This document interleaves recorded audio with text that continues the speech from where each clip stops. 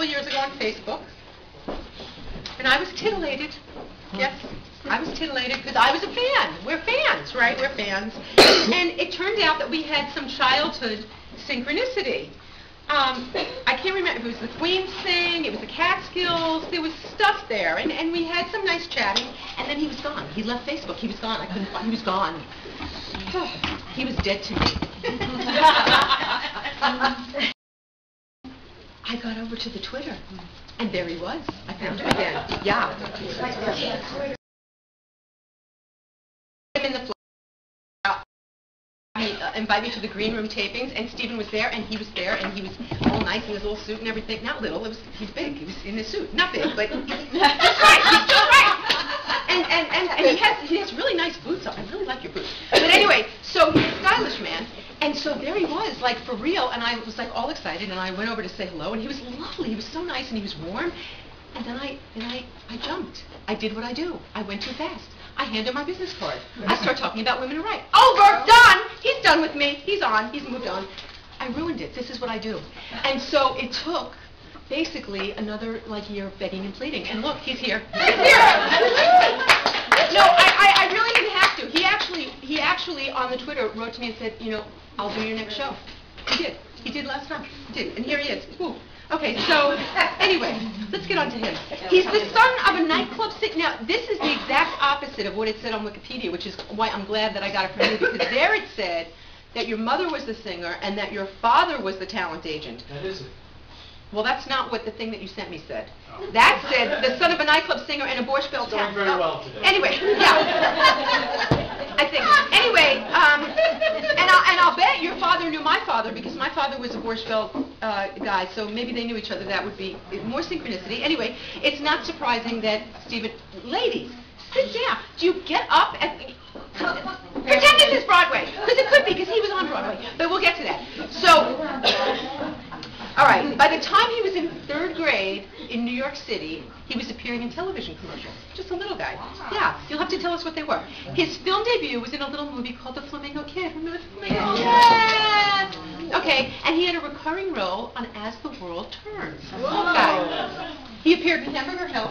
I have the proof. Yeah. And he made his Broadway debut in The Real Thing. I saw that. Maybe I saw you. I have to look at my old thing. Yeah. But it was the long-running sitcom Wings that we all got to know.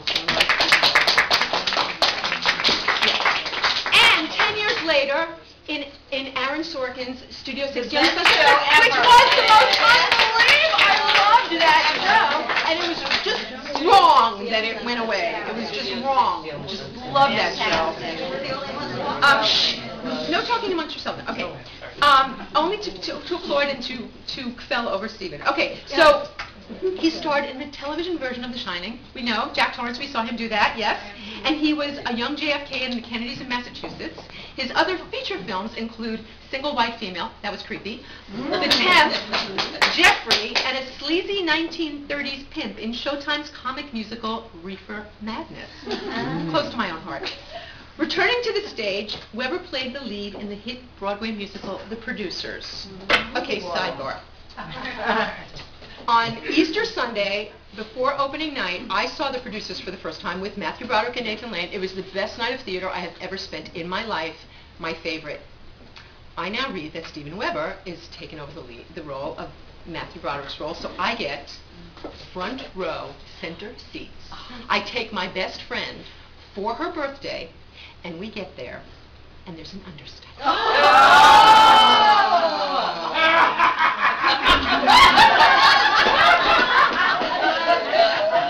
I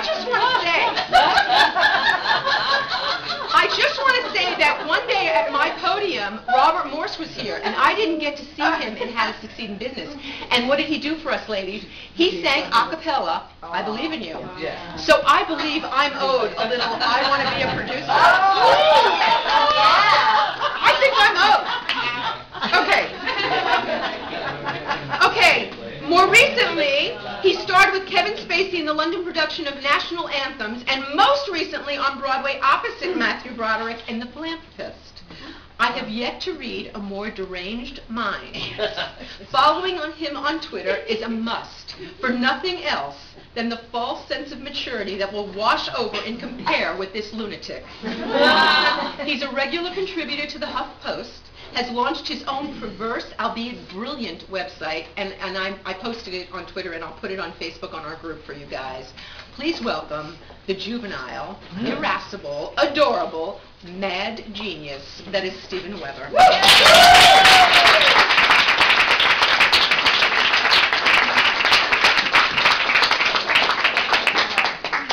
Thanks. It's been going really well for me today.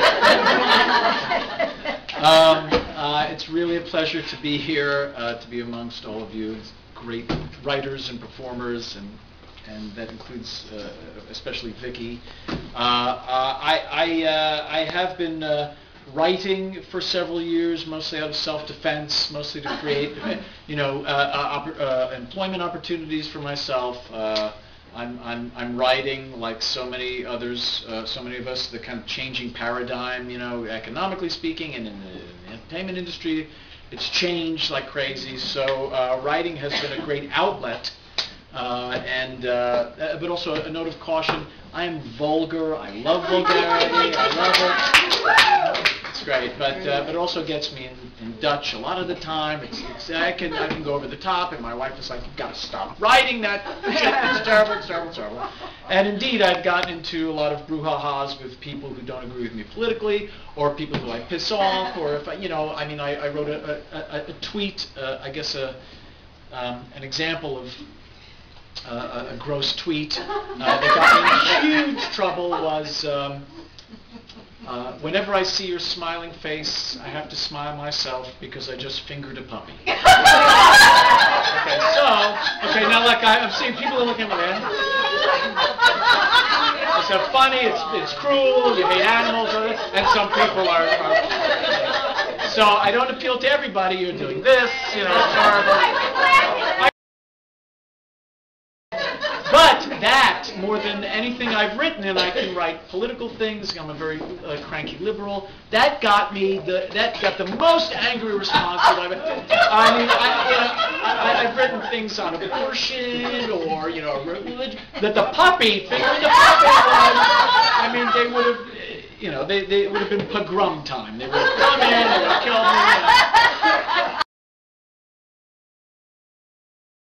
In fact, the thing that I wrote that I sent to Vicki was something I'm very proud of, which is a very heartfelt piece about the time I almost drowned carrying my young son in my arms. Okay, and it's all this, and it's very, I'm very proud of it. And yes, and it would have been very moving, but I'm not going to read that because it's too long. Yeah, and I'd rather you discover my profundity through my profanity. And as it seems, as Quinn said, that I've become de facto. I'm the headliner, which we had no idea. Like, oh Christ! Everybody watered. They went to the bathroom. They took a cookie and all that stuff. I guess. It's up to me to leave you laughing, or at least upbeat, after the very, very emotional stories we've heard today. So I'm going to read a small piece. No, can't you read them all? No, it's too long, Please. And this is called My Date with Ann, and this is about a date I had with Ann Coulter.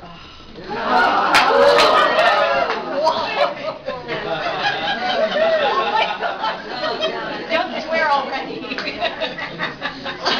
you finger her?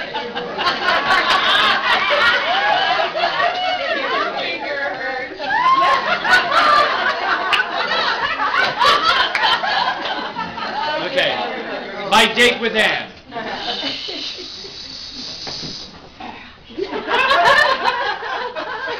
I stand at her door. I note the telltale silhouette on the upper right part of the jam where the mezuzah was meticulously pried off. I smile and nod. That's my girl. I notice these things, for love is in the details, my friend. I push the doorbell.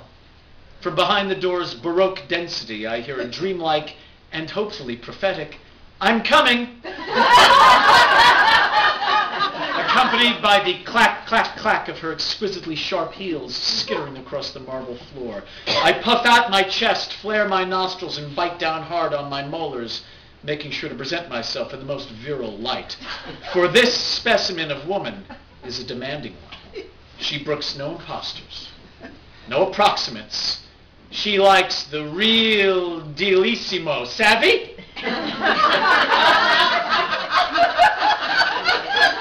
I continue. The door opens, and there she is, my sweet colt. Her long blonde mane has the metallic sheen of St. John's armor, and her eyes flicker and glint as though reflecting light from a distant blazing pyre, and she says simply, deceptively, "Hello." I enter. "Nice place," I say. "Faggot," she says. I smile and nod again. The minx, she's working her magic early. She must sense that I am the one for her. And she's pulling out all the stops, just like an organist does when he or she wants to get the loudest, most resonant, most effective tones out of the instrument. The stops being the knobs that line the front and sides of the organ. You pull them out, and it makes everything louder, bigger, more booming. "Do you have a vase for these?" I extend the bouquet of roses to her. "Oh, towelhead!" she cries out. And suddenly, what can only be described as a shirtless, stooped Middle Eastern man of about 50 enters the room, his body posed in perpetual flinch. Towelhead looks at me with mute, hollow, pleading eyes and a slack jaw, holds out his palms and grips the roses firmly by their thorny stems, seemingly inured to the pain. I note traces of what looks like dried encrusted blood at his mouth, nostrils, nipples, and crotch. Like I said, love is in the details. He slithers away. "Lift your feet, dog water!" she hurls after him. "And put a little sugar in the vase." She turns to face me. It keeps them blooming longer. My stomach makes a twittering sound, like I swallowed a terrified wren, and the unquenchable desire begins in earnest now. I feel the heat emanating from her slinky frame, and I practically see the air shimmering off her taut, pink dermis. She wears a green off-the-shoulder cocktail number, her golf ball-sized deltoids glistening under the track lights, her crisp nun's bosom securely encased beneath the emerald fabric. My God, is it cotton?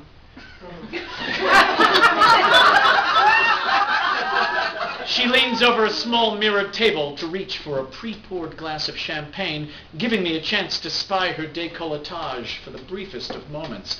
Oddly, the fleeting glimpse of breastbone puts me in mind of matzoh.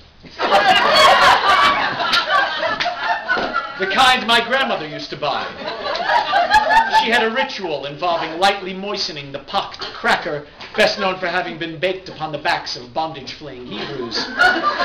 Taking the moistened treat in her calloused immigrant's fingers, she then placed it in the oven for about a minute until it re-achieved its crispness, robbed from her inexplicable wedding of it in the first place. Fucking nut. She kicks me in the balls! Oh, my sweet Annie! I go down like a sack of rolled oats. Traitor, she mutters through her glass darkly. Taking a long, loud sip, a tiny, sweet bird of a burp escapes her lips. "Excuse me," she says, and she walks to a black leather sofa. In the echoes of my addled consciousness, I hear a light but steady tapping. Bubba-da-bum, bubba-da-bum. I look up, my vision starting to clear, and I realize the sound is her fingernails, freshly French manicured, rhythmically rapping out a beckoning beat on the stiff leather of the sofa cushion, like a five-legged Bojangles dancing in the gutter for nickels.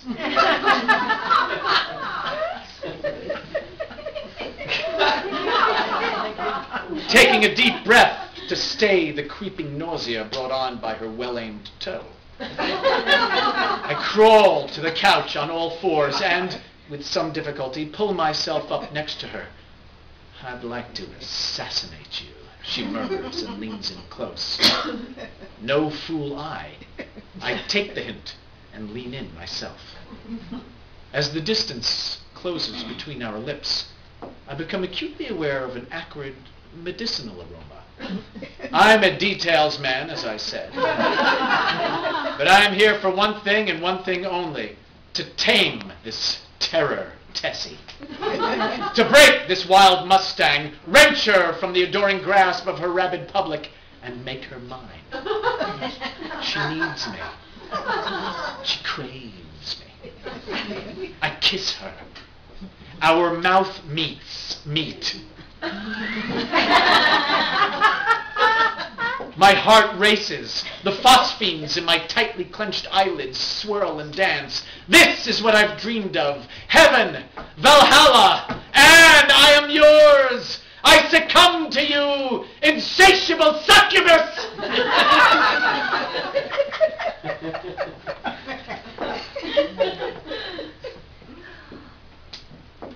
My physical therapy is progressing nicely. Thank you for asking. I finally regained the feeling in the left side of my face, and all my finger and toenails have grown back. Although their matrices have been somewhat warped, so they're a bit wonky and bent, but I am alive at least. I mostly watch TV, eat soup, sit outside and chat with Ann's other exes. It's funny to have been so drawn to someone who, at the end of the day, was just not the gal for me. But that's love. You get smitten, you get involved, you sustain a lethal dose of something scientists haven't found a name for yet, then you go on. I try to remain optimistic, but it's going to be hard to forget her. It feels like she's in the very air I breathe, the very water I drink. She's elemental. I wonder if she thinks of me. And I'm going to keep this calendar, and there's also women who write tissue dispenser upstairs in the bathroom. I'm taking that too. Thank you very much.